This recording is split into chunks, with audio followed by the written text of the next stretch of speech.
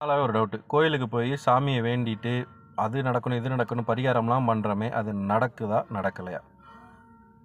நடந்துச்சுன்னு சொல்கிறீங்க இல்லையா? அப்போது அந்த பரிகாரம் பண்ண ஐயர் இருக்கார்ல, அவர் பரிகாரம் பண்ணி கொடுக்குறாருல ஐயர், அவருக்கு எவ்வளோ பரிகாரம் எல்லாருக்கும் பண்ணியிருப்பார். அப்போ அவருக்கும் அது நடக்கணுமா இல்லையா? அதே மாதிரி கோவிலில் 365 நாள் பூஜை பண்ணுற ஐயர் ஓஹோன்னு எங்கேயோ போயிருக்கணும். ஆனால் இன்னமும் அவர் பூஜை பண்ணிக்கிட்டு சம்பளம் வாங்கிட்டு தான் வேலை பார்க்குறாரு. இதை என்னைக்காவது யோசிச்சு பார்த்துருக்கீங்களா? அதுவும் இல்லாமல் நம்ம கருவறையிலேருந்து 2 ஸ்டெப்பு தள்ளி இருந்து தான் வெளியில் சாமி கும்பிட்றோம். அவர் சாமியோட பக்கத்தில் போகிறாரு, சாமியை தொடுறாரு. ஸோ இவ்வளவு பண்ணுறாரு. அப்போ அவர் எப்படி இருக்கணும்? இருக்கிறதுலே உலகத்திலே காஸ்ட்லியான காரில் போகணும், பெரிய வீடு கட்டியிருக்கணும். ஆனால் அவங்கெல்லாம் சாதாரணமான ஒரு வாழ்க்கை தானே வாழ்கிறாங்க, சாமிக்கு பக்கத்தில் பூஜை பண்ணவங்க.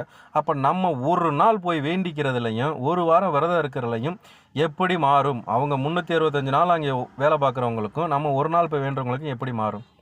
இல்லை நம்ம சாமிக்கு லஞ்சம் கொடுக்குறனால நமக்கு வேலை பார்த்து கொடுத்துருமா? அப்போ நீ ஒரு நாள் கொடுக்குற லஞ்சம் அவர் 365 நாள் வேலை பார்க்குறாரு, ஈடாகுமா? ஸோ இது நான் கேட்குறது சரியா தப்பா? ஒருவேளை நம்ம வேண்டுறது நடக்குமா நடக்காதா? அதே மாதிரி நம்ம வேண்டுறது நடந்துருச்சானால் அப்போ எவ்வளவோ சாமிகள் தடுக்கலாம். என்னென்னா, இப்போ இடையில ஒரு பஸ் ஆக்சிடென்ட் ஆகி 11 பேர் செத்து போனாங்க. அங்கே தென்காசி பக்கம் ஒரு 6 பேர் செத்து போனாங்க. ஸோ இவ்வளோ இது நடந்துட்டுருக்கு. இது யார் பண்ணுறா? சாமி தான் பண்ணுதா, இல்லை சாமி பண்ணலையா?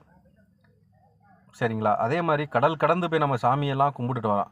அப்போ அங்கே இருக்க ஐயருக்கு பண்ணாத சாமி உங்களுக்கு பண்ணிடுமா? நான் சாமியை கும்பிட வேண்டாம்னு சொல்ல, கோயிலுங்கிறது எதுக்கு கட்டப்பட்டதுன்னு தெரிஞ்சு அதை நம்ம ஃபாலோ பண்ணால் நல்லா தான் இருக்கும்னு நினைக்கிறேன்.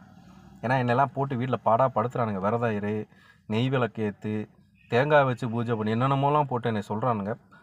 அதெல்லாம் பண்ணனால தான் எனக்கு இந்த ஞான உதயம் எல்லார்ட்டையும் கேள்வி கேட்கணும்னு தோணுச்சு.